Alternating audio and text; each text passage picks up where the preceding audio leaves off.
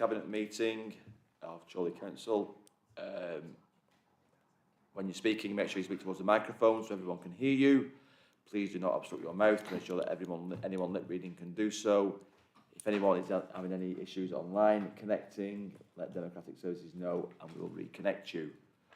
The first item of business is apologies, and we've had apologies from Councillor Bev Murray. Is that correct? Yes, Chair. Great stuff, thank you. Any declarations of interest anyone's got? No. Okay.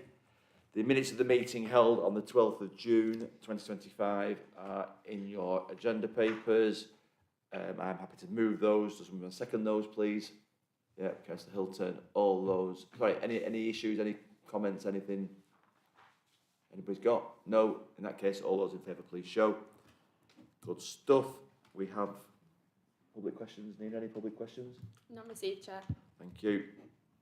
So we come on to the first item proper, which is item 4, which is my item, which is the Corporate Peer Challenge Feedback Report. And members will see from their paper, we had a peer review here at the council, which the recommendations are to accept those Corporate Peer Challenge reports back, to approve the feedback report and to publish on the council website, which it has to be by the 9th of August, which is after this meeting. And the peer review took place from the 7th to the 9th of May, as it details in paragraph 8. And we have had a number of peer reviews since this administration has been in place. And in this particular review, we asked them to look at a certain number of 5 core components, areas. Apparently they can't hear on Teams. Can you hear us on Teams, anybody? Yes. They can. Yes, we can hear you now. Yes, I can. Yeah. Magic, right. I won't repeat myself. You can read the report. It was an outline of the recommendations. Thank you, Peter. The peer review took place 7th and 9th of May. They looked at 5 areas of priority: local priorities and outcomes, organisational and place leadership, governance and culture, financial planning and management, and capacity for improvement. And they also looked at shared services with South Ribble. I would point members to the appendix, which is the actual peer challenge feedback report, and the executive summary on pages 19, 20, 21 of your agenda. And the executive summary, if you were doing a show in the theatre, would be rave reviews, I think. It starts off saying that Chorley is a council with committed staff, councillors and partners who want to deliver the very best for residents that they serve. They consistently demonstrate a focus and a pride in getting the basics right, etc., etc.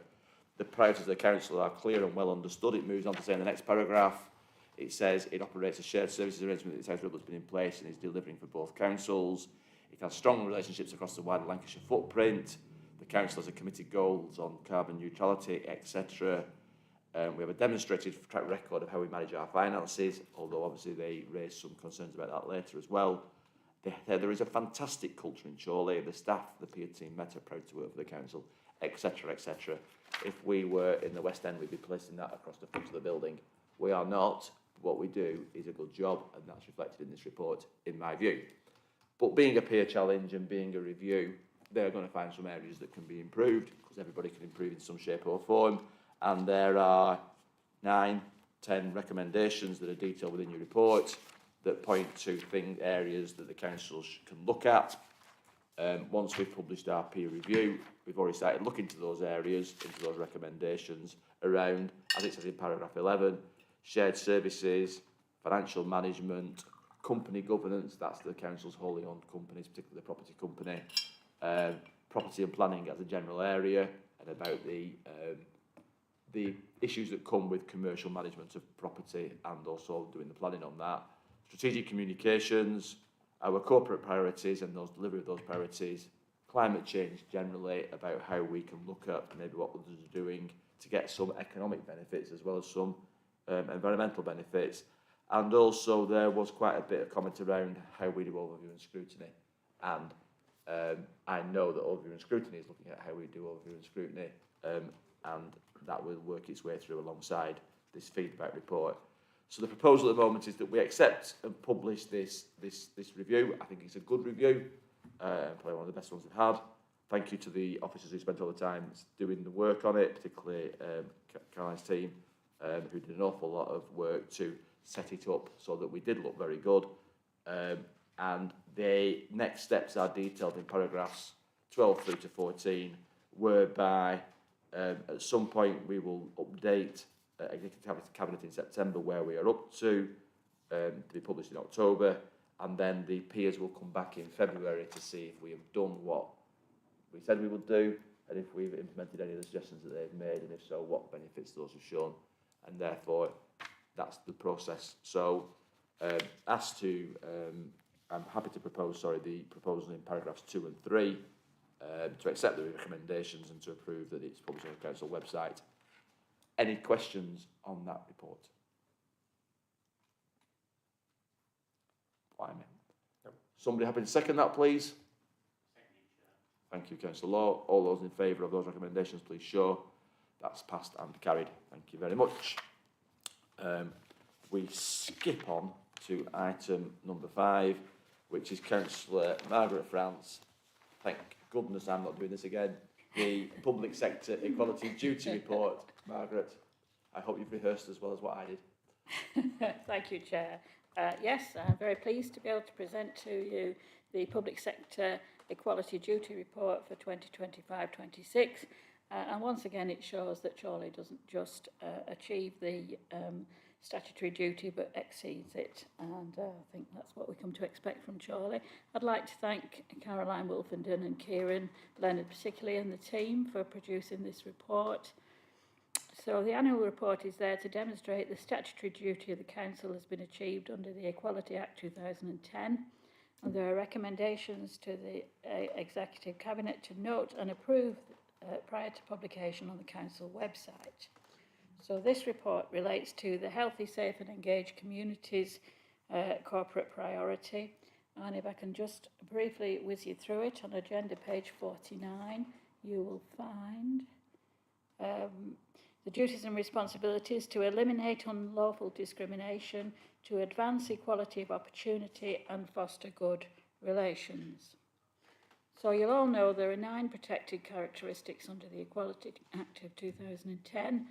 I won't repeat them all because I'm sure you all know them, but there's some interesting facts there coming, the demographics of our borough.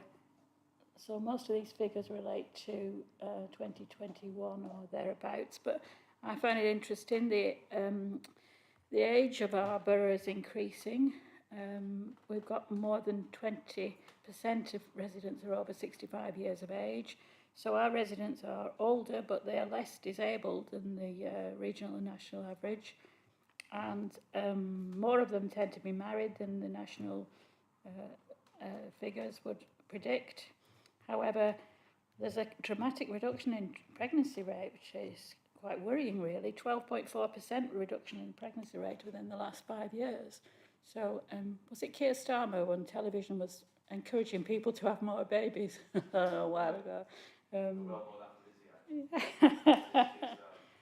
So racially, 95.6% of the population is white, so we have less diversity than many other northern towns in our area. Religion, 61.5% identify themselves as Christian. Interestingly, it's dropped by 13.8% since the last time these data was collected, and a similar number has now pronounced themselves of no religion at all. So there is an exodus from organised religion, as it were, it would seem. So I just find those interesting statistics. I won't bore you with all of them. 10.2% of our population are classed as income deprived, which again is better than the England average and the regional average, but it has to be said that there are 3 wards in the lowest 10% nationally. So whilst across the borough the figure's very comforting, really, we mustn't forget that there are pockets within that where the deprivation level is high. So if I can scoot on to page 53, I've lost mine altogether, that's great, isn't it? So our equality objectives go above and beyond the statutory duties. The governance of this is with quarterly reports to the senior management team and an annual report to the Exec Cabinet. So one or two examples can be found on page 54. The Equality Champions Network, where there was a target to recruit 10 equality champions across Chorley and South Ribble, and we've actually got 21 in place. Heading towards an inclusive workforce, so they've got introduced blind shortlisting protocols and taken part in the UK skilled worker visa sponsorship scheme, so that will help to recruit people from overseas. So with adequate access to services for all, the website's been refreshed. There are translation services, speech recognition software, and you could adjust the brightness and the contrast for people with neurodiversity or with visual problems. The website scored 98% for accessibility on something called a Silk Tide Index, which I have ignorance as to what that means, but whatever it is, we got 98% on it, so accessibility. So I think that's something we should be quite I think chuffed Councillor about. Wilson was involved. So the Rural Business Grant Scheme is there to support rural communities, so we've kind of included them in our group of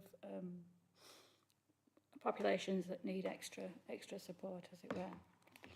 And in terms of supporting the most in need, the data sharing platform, I think we all had a members learning about that, about how you can put layers of information upon a map, sharing it with education, social housing, policing and health to produce some really interesting statistics, and that's been used to drill down, for instance, to identify where to target the Cosy Homes scheme, where the housing is of a poor standard and the insulation and stuff is likely to be low. So you can drill down and find those areas where services are greatly in need and target them. The other things we've done to support the most in need, the Chorley Council resettlement team for our refugees, the VSFS commissioning, and of course the social prescribing has been a great success. So all in all, I don't think we do a bad job really. You don't want me to waffle on too long, but there are more instances to look at. There's some case studies on page 59. But overall, I'm very happy to present this report to you in the hope that you will note and approve it, and it can then go before the council website. Thank you. Thank you, Councillor France. Any questions or comments on that report? Which is fairly comprehensive, as we just heard. No, in that case, we are asked to do the recommendation of paragraph 2, which Councillor France has proposed. Somebody second that, please. Councillor Hilton, thank you. All those in favour, please show. Good, that's passed. Okay, we need to consider the exclusion of the public and press, which I will propose. Can somebody second that, please? So we can move to part 2. Thank you, Councillor Law. All those in